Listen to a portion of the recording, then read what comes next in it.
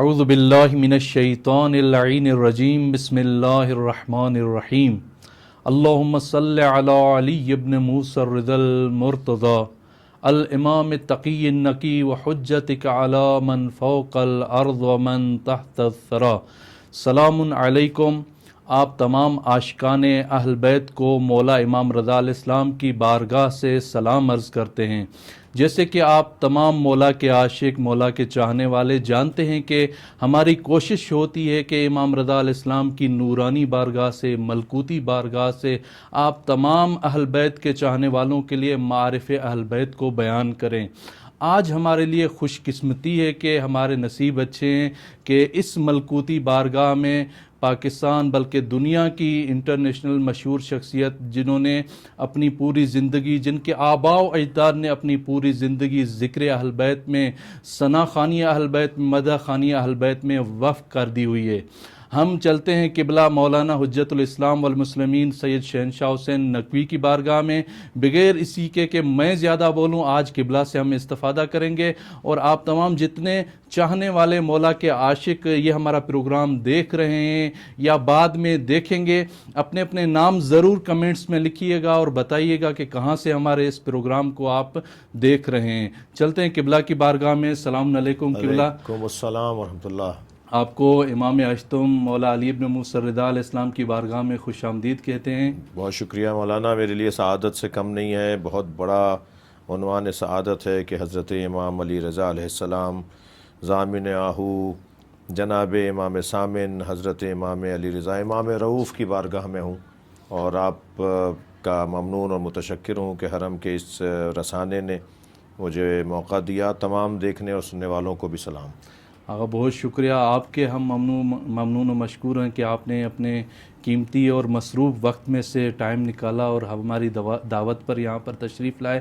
یہ ایام فاطمیہ چل رہے ہیں، آپ کے لیے واقعاً باعث افتخار ہے کہ بی بی نے آپ کو اپنے ذکر کے لیے چنا، اور پھر بارگاہ کے معصومہ کریمہ اہل بیت کی بارگاہ، اور اس کے بعد امام رؤوف کی بارگاہ میں ہیں۔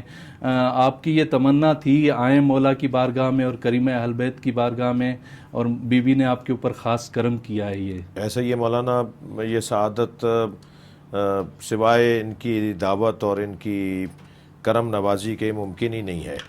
ہم اہل بیت کی بارگاہ میں اگر کچھ کہہ رہے ہیں، یعنی ان کے مناقب اور فضائل کو بیان کر رہے ہیں، تو یہ چاہتے ہیں جو ہم سے کہلوا رہے ہیں، ان کا کرم ہے، ان کے الطاف ہیں۔ قم میں بھی حضرت معصومہ سلام اللہ علیہ کی بارگاہ میں، جو اخت الرضا امام رضا علیہ السلام کی بہن ہے، امام حسین کی بہن جناب زینب کی طرح شریکت الرضا ہے، وہاں بھی توفیق رہی، یہاں بھی حاضر ہوں۔ بہت شکریہ آپ کا کہ آپ نے ابتدائی کلمات بہت ہی ذرا نوازی فرمائی، میں اس قابل نہیں ہوں کہ جو آپ نے۔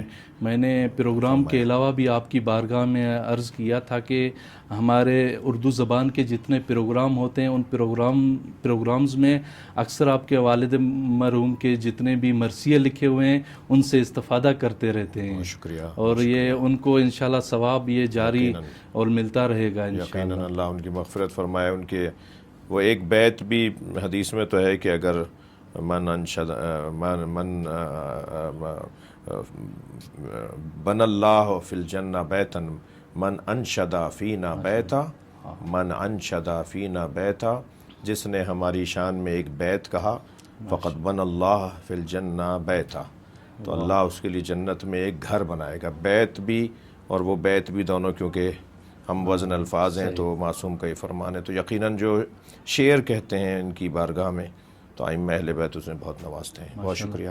سلامت رہیں قبلہ۔ ہم ہمیشہ آپ کے والد مرحوم کے لیے امام اشتم کی بارگاہ میں دعا گو رہتے ہیں۔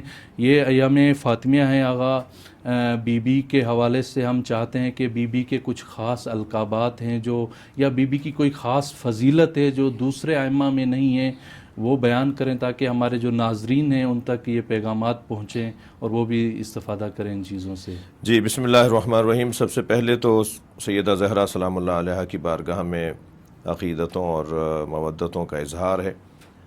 ہر شخصیت، ہر ذات، خاص طور پہ جو ہمارے لیے اسوہ اور نمونہ عمل اور ہمارے لیے مثالی شخصیات قرار دی گئی ہیں، ہمارے لیے ایک مشعل راہ، ہمارے لیے ایک ہادی اور ہادیہ ہستیاں قرار دی گئی ہیں۔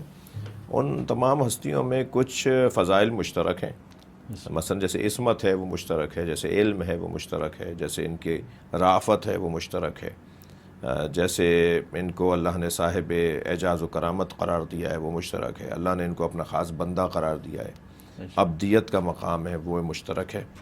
لیکن کچھ فضائل ایسے ہیں کہ جو امتیازی ہیں، ممتاز کرتے ہیں، انہیں ایک دوسرے سے علیحدہ کرتے ہیں، یعنی کچھ تو ایک دوسرے کو ما بہل اشتراک ہیں اور کچھ ما بہل امتیاز ہیں، کچھ علیحدہ کرنے والی صفات ہیں، کچھ جوڑنے والی صفات ہیں۔ مثلا یہ سارا گھرانہ صادقین ہیں، کونوا مع الصادقین، یہ سب سچے ہیں، مگر جب بھی ہم صادق آل محمد کہیں گے یا امام صادق کہیں گے تو حضرت امام جعفر صادق علیہ السلام کی طرف ذہن جائے گا۔ یہ سب کے سب جو ہے وہ رضا ہیں، راضی بے رضائے پروردگار ہیں، مگر جب ہم کہیں گے امام رضا تو ہمارا ذہن مشہد مقدس میں امام علی رضا علیہ السلام کی طرف جائے گا۔ تو کچھ صفات تو ایسے ہیں کہ جو مشترک ہیں، کچھ ہیں جو سمجھاتے ہیں کہ یہ مراد ہے، اب یہ مراد ہے۔ مثلا امیر المومنین کا لقب ائمہ اہل بیت نے روکا ہے کہ ہمیں امیر المومنین نہ کہو، صرف مولا علی کو ہی امیر المومنین کہا جائے گا۔ ایسے ہی جناب زہرا سلام اللہ علیہ کے جو القاب ہیں، جو بی بی کے نام ہیں، بی بی کے 9 نام امام جعفر صادق علیہ السلام فرماتے ہیں کہ لہا تسعۃ الاسماء عند اللہ، جناب زہرا کے 9 نام ہیں جو اللہ کے نزدیک ہیں، جس میں فاطمہ ہے، جس میں طاہرہ ہے، جس میں مبارکہ ہے، جس میں راضیہ ہے، مرضیہ ہے، جس میں زکیہ ہے، جس میں صدیقہ ہے، جس میں شہیدہ ہے۔ یہ بی بی کے نام ہیں، اور بی بی کے کچھ القاب ہیں جن کو، جیسے بطول ہے، جیسے عذرا ہے، جیسے انسیہ ہے، یہ بی بی کے القاب ہیں۔ بی بی کی کچھ کنیتیں بھی ہیں، اور ان کنیتوں سے بھی بی بی کی معرفت اور بی بی کی بارگاہ میں حاضری آسان ہو جاتی ہے۔ میں یہیں ایک اور جملہ بھی کہہ دوں کہ کسی بھی صاحب عظمت شخصیت کو پہچاننے کے ہمارے پاس 3 رستے ہیں، یعنی اگر ہم چاہتے ہیں کہ ان کی معرفت کے ایک قطرہ، ان کی معرفت کا ایک گھونٹ پئیں، سمندر اور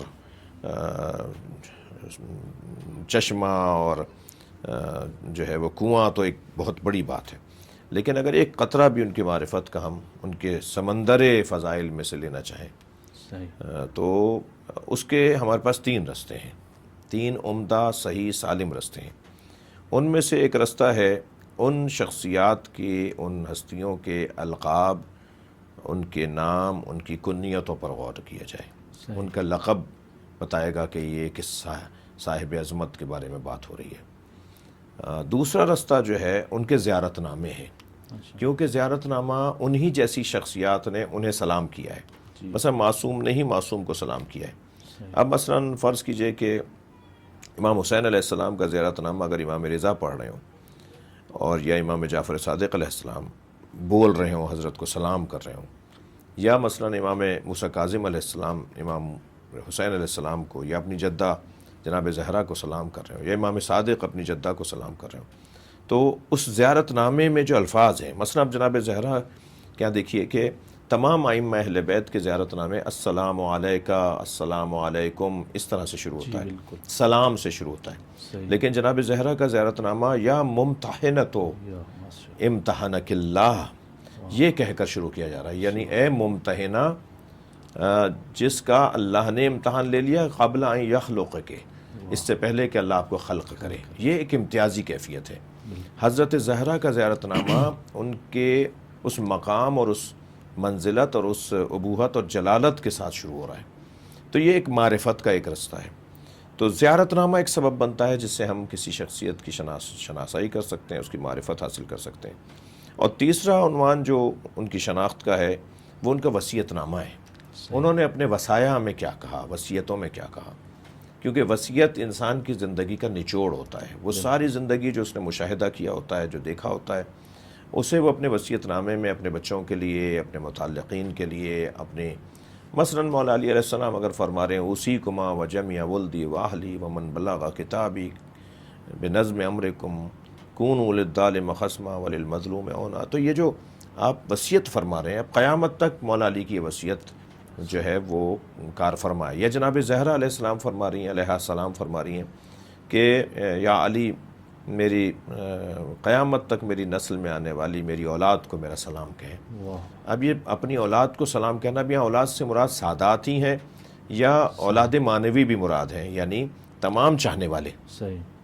کیونکہ جناب زہرا جہاں سادات کی ماں ہیں وہاں تمام چاہنے والوں کی بھی ماں ہے، بے شک. اور جس کو کہیں کہ سایہ فراہم کرنے والی ذات ہے. صحیح. تو اب قیامت تک وہ اولاد مانوی ہوں یا اولاد نسبی ہوں، جناب زہرا کا تک جن کا نسب پہنچتا ہے ان کو سلام کہہ رہی ہیں. ابھی سلام ایک جملہ ہے بظاہر سلام، لیکن یہ سلام یعنی سب کو جواب سلام دینا ہے. سلام اگر مستحب ہے تو جواب واجب ہے، سب کو جواب دینا ہے. جواب دینے کا مطلب یہ ہے کہ بیوی کو یاد کرنا ہے، بیوی کی یاد میں رہنا ہے. یعنی جناب زہرا نے قیامت تک اپنے چاہنے والوں کو اپنے ساتھ جوڑ لیا. یا جیسے خطبے میں حضرت فرماتی ہیں اعلموا انی فاطمہ ما اقول قول الغلط. اب یہ کتنی بڑی بات ہے کہ پہچانو میں فاطمہ ہوں اور میں کوئی بات نہیں کرتی مگر کرتی ہوں تو حق اور سچ بات کرتی ہوں، میں قول غلط نہیں بولتی، میں غلط نہیں بولتی. یہ مصیبت کا بھی اس کے اندر ایک پیغام ہے کہ میں جب بولتی ہوں سچ بولتی ہوں. اور یہ کہنے کی بھی ضرورت بیوی کو کیوں پیش آئی کہ میں سچ بولتی ہوں. صدیقہ، طاہرہ، شہیدہ. اور وہ صدیقہ، وہ جو شہیدہ ہیں وہ بھی کیا مطلب ہے؟ شہید جو مقتول شہید ہوتا ہے اس کو ہی شہید کہتے ہیں یا نہیں؟ جو گواہ بن جاتا ہے، دلیل بن جاتا ہے، اسے شہید کہتے ہیں. جناب زہرا توحید پروردگار پر، نبوت رسالت مآب پر، مولا علی کی ولایت پر شہیدہ ہیں. تو بی بی کے معرفت کے جو رستے ہیں ان میں سے میں نے عرض کیا کہ القاب اور کنیتیں ہیں، اور یا وصیت نامہ ہے یا زیارت نامہ ہے.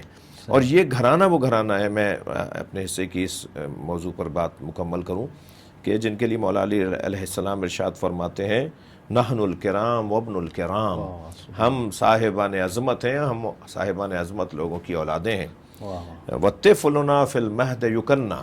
ہمارے بچوں کو گہواروں میں کنیتوں سے نوازا جاتا ہے، ان کنیتیں دی جاتی ہیں. یہ جو کنیتیں ہیں یہ در حقیقت وہ صفات ہیں، وہ کردار ہیں. دیکھیں کنیت کا تعلق ہوتا ہے کردار کے بعد. یعنی کوئی کردار بنے، صاحب فضل بنے تو ابو الفضل کہلائے گا، ثابت کرے کہ وہ صاحب فضل ہے پھر وہ ابو الفضل کہلائے گا. وہ پانی مسلسل پلاتا رہے تو ابو القربہ کہلائے گا، حضرت عباس کے القاب. یا مثلا اشہد لک بالتسلیم والوفاء والنصیحہ. یہ جو حضرت عباس کے القاب ہیں، آپ باوفا ہیں، وفادار ہیں، صاحب وفا ہیں، صاحب اللواء ہیں. مثلا علمدار ہیں، علم اٹھایا تب علمدار ہوئے نا. لیکن یہ گھرانہ وہ گھرانہ ہے جو ان تمام کرداروں سے پہلے، یعنی کرداروں کے اظہار سے پہلے ان لقبوں سے اور ان کنیتوں سے یاد کیا گیا. جو کہا گیا وہی ہوا پھر بعد میں. یہ ان کی عظمت کا ایک منفرد اور امتیازی کیفیت ہے، خاص طور پہ جناب زہرا کے حوالے سے اگر ہم سوچیں. ماشاءاللہ قبلہ، واقعاً بی بی کے یہ جو فضائل ہیں خاص بی بی کے ساتھ بھی ہیں جو آپ نے کچھ ذکر کیے. امام رضا علیہ السلام کی بارگاہ میں ہیں، اگر کوئی چیز جو امام اور بی بی کے ساتھ ربط رکھتی ہو، منسوب ہو، اس کو بھی ذکر کریں تاکہ امام علیہ السلام کی بارگاہ میں بھی ہمارا یہ بیان جو ہے آپ کا مولا کی بارگاہ میں عرض کرنا مولا قبول فرمائے انشاءاللہ. دیکھیں خطبہ فدکیہ اور حدیث قصاص کی روایت جناب معصومہ سے ہے، یعنی بی بی معصومہ سلام اللہ علیہا. جناب زہرا کی عظمتوں کے حوالے سے اگر بات کریں تو جو حدیث قصہ کے راوی ہیں، جو طرق حدیث جناب زہرا سلام اللہ علیہا تک پہنچتے ہیں، تو ان طرق حدیث میں راویان حدیث میں راویات حدیث قصہ میں جناب معصومہ سلام اللہ علیہ بھی ہیں. اسی طرح امام رضا علیہ السلام کا بڑا گہرا ربط ہے اپنی جدہ سے. وہ مجھے یاد آ رہا ہے اس وقت ذہن میں کہ جب حضرت دیبل خزائی نے امام رضا کی خدمت میں آ کر امام حسین علیہ السلام کو مرثیہ پڑھا تو اس میں انہوں نے شروع ہی جناب زہرا سے کیا. یا فاتی قومی ابنت الخیر فندبی، اے بہترین مخلوق کی بیٹی، اے خیر خلق الہی کی دختر، اے فاطمہ زہرا، آپ جنت البقیع سے کربلا آ جائیں، وہاں آپ کے بچوں کو مارا جا رہا ہے، وہاں آپ کے علی اکبر کو مارا جا رہا ہے، وہاں آپ کے حسین کو گھوڑے سے گرایا جا رہا ہے. ایک پورا مرثیہ ہے. جب وہ مرثیہ مکمل کیا دیبل خزائی رحمۃ اللہ علیہ نے تو حضرت امام علی رضا علیہ السلام نے فرمایا دیبل اس میں 2 مصرے اور بڑھا دو. دیبل میری جدہ زہرا سے، میری ماں زہرا سے کہو کہ جب حسین کو کربلا میں رو چکیں تو پھر خراسان میں اپنے غریب بیٹے کی قبر پہ آ جائیں. تو دیبل نے کہا مولا مجھے نہیں معلوم بی بی کے کون سے بیٹے کی قبر خراسان میں ہے. تو فرمایا مجھ غریب کو خراسان میں غربت میں مارا جائے گا. میں اپنی بہنوں سے اپنے بھائیوں سے اپنے خانوادے سے دور ہوں گا اور مجھے خراسان میں زہر دے کے مارا جائے گا. میری ماں سے کہیں کہ میرے پاس بھی آئیں.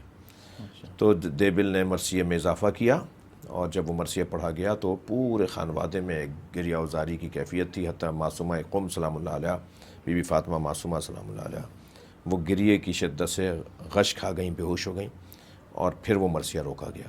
تو امام علی رضا اپنی جدہ، اپنی والدہ، اپنی مادر جناب فاطمہ زہرا علیہ السلام کی بارگاہ میں ہمیشہ اس انداز سے حاضر رہے، انہیں یاد کرتے رہے، چاہا کہ ان کا ذکر محافل میں ہو، مجالس میں ہو. ماشاءاللہ قبلہ بہت ہی بہترین بیانات سے آپ سے استفادہ کیا.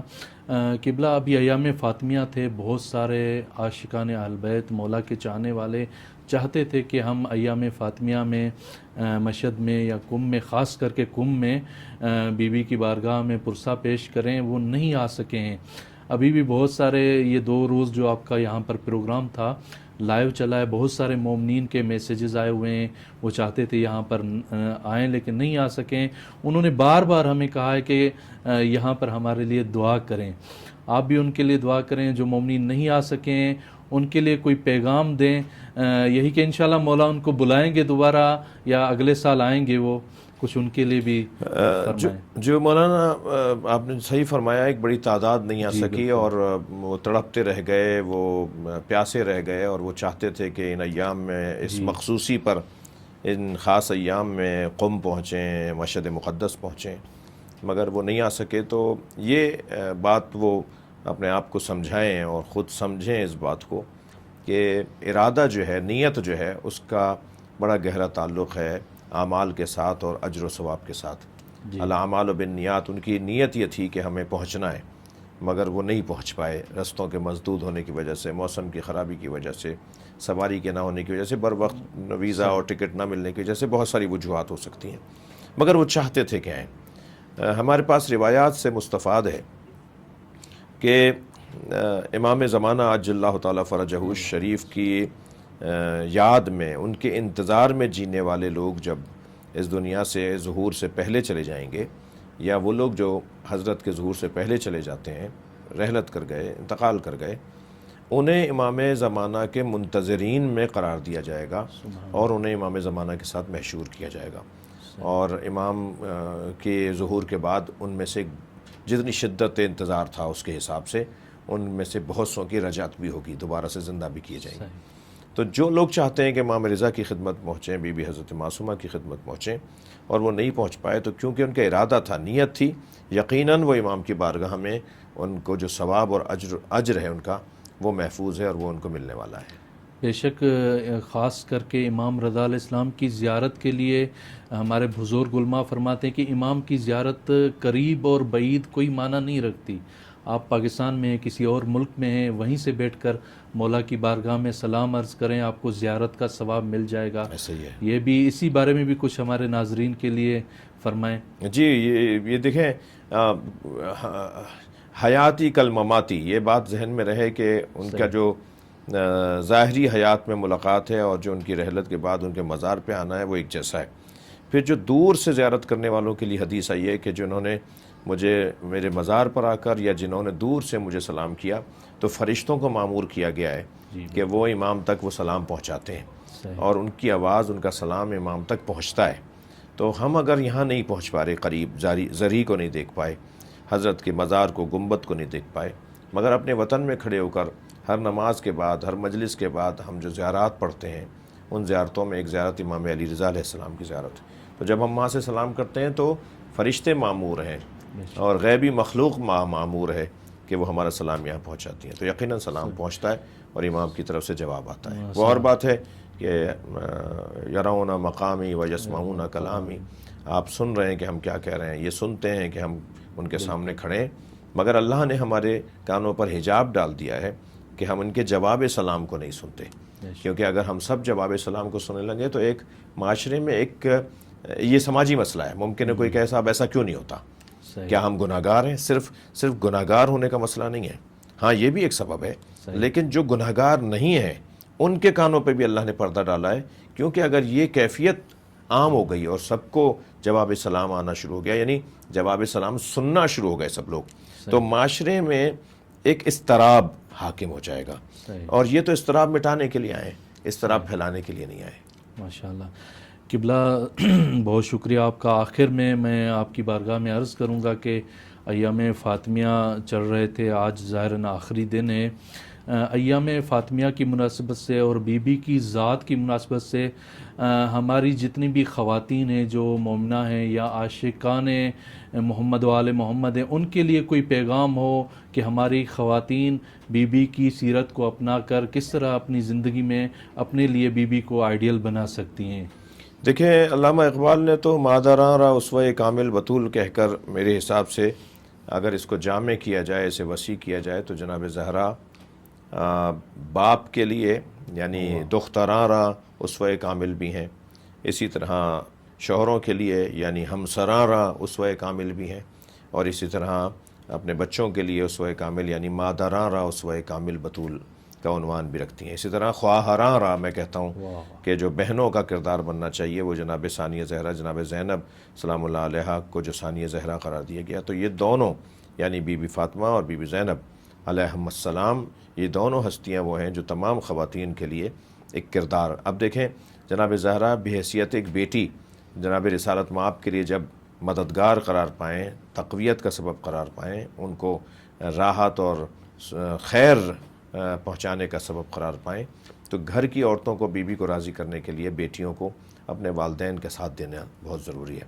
اس طرح شوہروں کے لیے اگر جناب زہرا مولا علی علیہ السلام کے لیے نمونۂ عمل ہیں, تو انہیں راضی کرنے کے لیے ہمارے معاشرے کی خواتین اپنے شوہروں کے کام آئیں. شوہر بھی جو ہم سر اور ہم پلہ شوہر ہوتے ہیں, وہ جلاد نہیں ہوتے, وہ شوہر ہوتے ہیں. جب شوہر خدمت گزار ہیں, رؤوف ہیں, مہربان ہیں, تو پھر بیویوں کو بھی چاہیے کہ اس بات کا خیال کریں.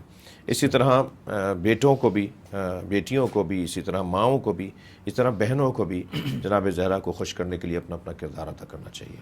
ماشاءاللہ.